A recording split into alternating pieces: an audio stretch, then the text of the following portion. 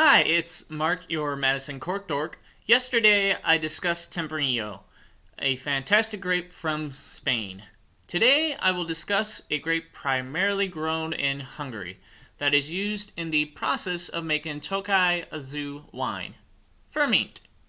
So why am I doing these videos? Well, the majority of you have probably heard of some of the following varietals: Cabernet Sauvignon, Chardonnay, Riesling, and Moscato. I, however, would like to introduce you to grapes that you've probably never heard of. At the beginning of each video, I will remind you of a few things. First and foremost, anyone can learn how to smell and taste wine. Your sensations of smell and taste are determined by the chemicals that are in food and drink. When we say that we're smelling vanilla or we're tasting smoke, we're not making this up. With time, you can train yourself to seek out individual smells and tastes. Just swirl your wine glass, close your eyes, and think about what you're smelling or tasting. This will help you appreciate and analyze wine.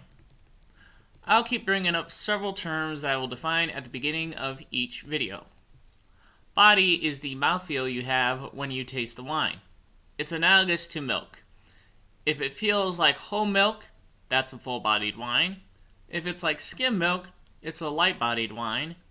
And if it's like 2% milk, that's a medium-bodied wine. Tannin is the astringency you feel in your mouth that some wines have. It makes your tongue feel like it's sticking to your teeth or to the roof of your mouth.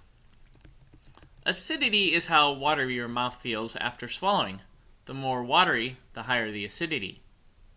Okay, so on to Furmint. Furmint is most widely grown in the Tokaji-Aszu region of Hungary, and I'm pretty sure I butchered that. It is also grown in Austria, Slovakia, Slovenia, and Croatia. Furmint is an early budding grape as well as a late ripening grape. Due to it being early budding, the buds are susceptible to springtime frosts. The earliest Furmint is picked is the first half of September. However, a fair amount of the grapes are picked in late October or November so that the grape can be made sweeter by noble rot. At this point, it can be used to make Tokaji-Aszu dessert wine.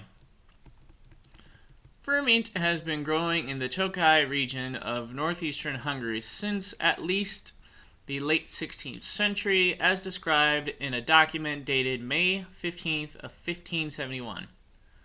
Furmint's use in making Tokaji-Aszu has been well known by the late 18th century. But as I've said many times before, what is better than a mythos surrounding a grape? One theory of Furmint's origins have the grape being introduced to the Austro-Hungarian area in the Middle Ages. Furmint may have been brought to Hungary in the 13th century during the reign of King Bela IV. Following the destruction of the Mongolian invasion of Hungary, Bela wanted to quickly revive the country's devastated vineyards. The king instituted several policies encouraging mass immigration of people knowledgeable in viticulture and winemaking. Many of the immigrants that heeded Bela's call brought new grape varieties with them, one of which may have been Furmint. So what can you expect from Furmint? Well, it's a light-bodied white wine. It has no tannins. Furmint has a very high level of acidity and is fairly dry.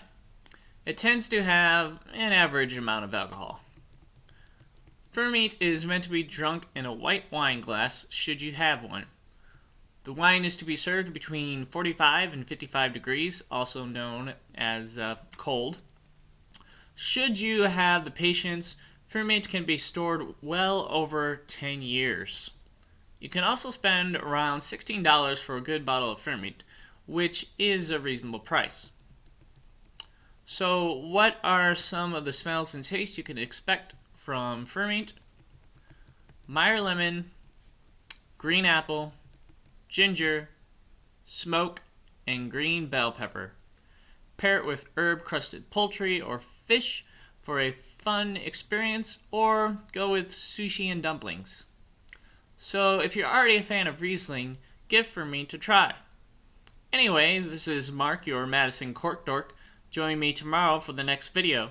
Subscribe for more content and share with your friends. Thanks for watching.